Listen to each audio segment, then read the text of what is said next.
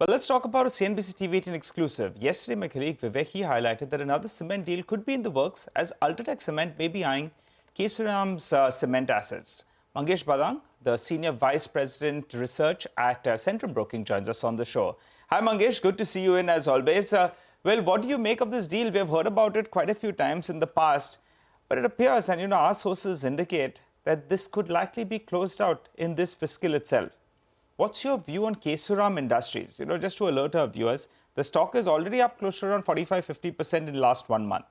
But how would you approach that stock from here on? And do you think if a deal has to be done between these two, it could be done at around $100 per ton, like how Century was done at? Yeah, hi. Good morning, Nigel. Thanks for having me. Morning. So Kesoram assets, if you know, basically they've been hampered because of low profitability, and even after the demerger of the tire business, still the debt remains quite high. So the company is struggling to generate higher profitability, and I think a change of hand would probably actually help the company do it in a good way. In terms of valuation, if you know, they have two assets, one in Karnataka and one other one in Telangana, and both are relatively old assets.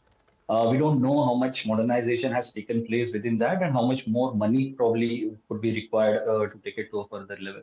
So I think in $100 seems pretty high, but to add to that, I think they do have one limestone reserve in Gulbarga, which could also add to the value of the overall company. So I think I would actually look at 70 to 80 as a right metric, because if you've seen UltraTech over the last two phases of expansion, they have done at an average cost of $70. So to purchase an old assets at a higher cost than that would be return ratio dilutive. So I think somewhere around 70 to 80 should be an ideal one. Okay, interesting. So with today's gap up in the morning, it's headed closer to around, it's heading towards 70, not yet at around $70 per ton. Mangesh, with regard to this asset, the capacity that they mentioned on their website is around 10.8 million tons. Do you have any idea whether or not there's some greenfield there's a possibility of expanding that capacity? Do they have adequate land, limestone? Yeah, so if you remember last year, the management, I think during the AGM had mentioned that they want to reach 15 million tons of capacity. But last year, in terms of profitability for them was really good because, after COVID, the cement prices were on a higher, basically at a higher level in the state, in the southern region. So after a long time, they had been able to do relatively better EBITDA, but now things are back to the square one in this year. So I don't think at least the balance sheet will allow them to do any expansion. They do have the resources, the natural resources, but not the financial resources, in my opinion.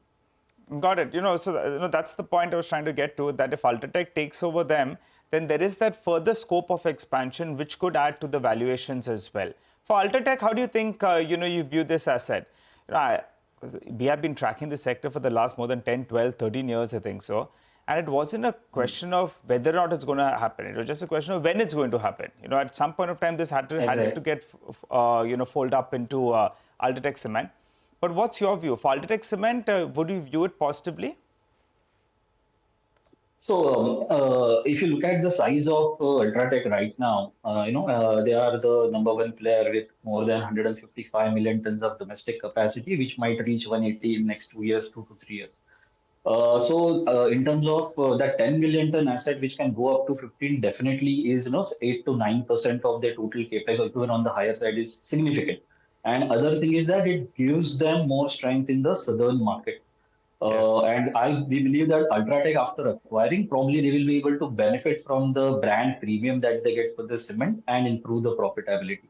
So definitely it would be a good acquisition for UltraTech in our view. It depends on price or the cost though, because it comes with the basically it comes with the baggage of the employees, the change in culture and everything, and along with that the regulations.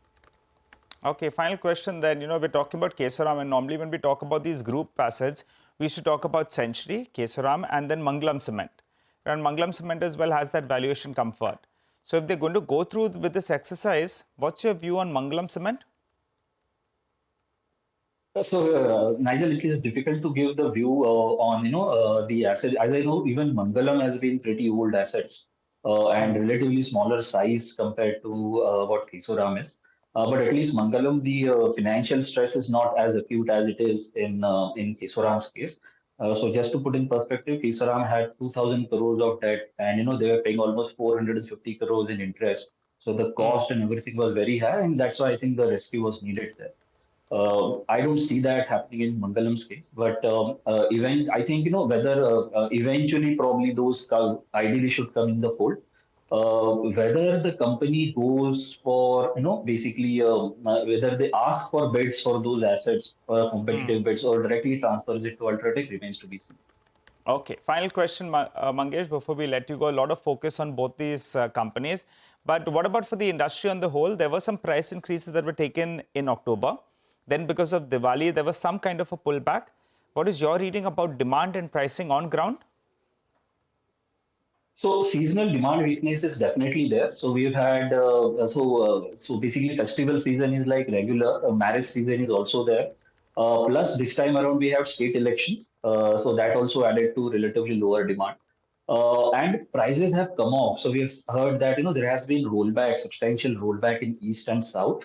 And I think demand is something that we need to watch out for. So first half was very good. So the industry delivered 14.5% growth, YOY growth in cement demand. And what we are hearing is that this could be either mid or slightly high single digit growth. So basically, 7 to 8 or 8-9% growth that we are looking at in this quarter. And that is expected to taper off further in 4Q because of the general elections. But overall, we should end the year with at least in double digit growth of 10 to 11% is what we are seeing. All right. Thank you so much for that analysis on the sector. We leave it at that.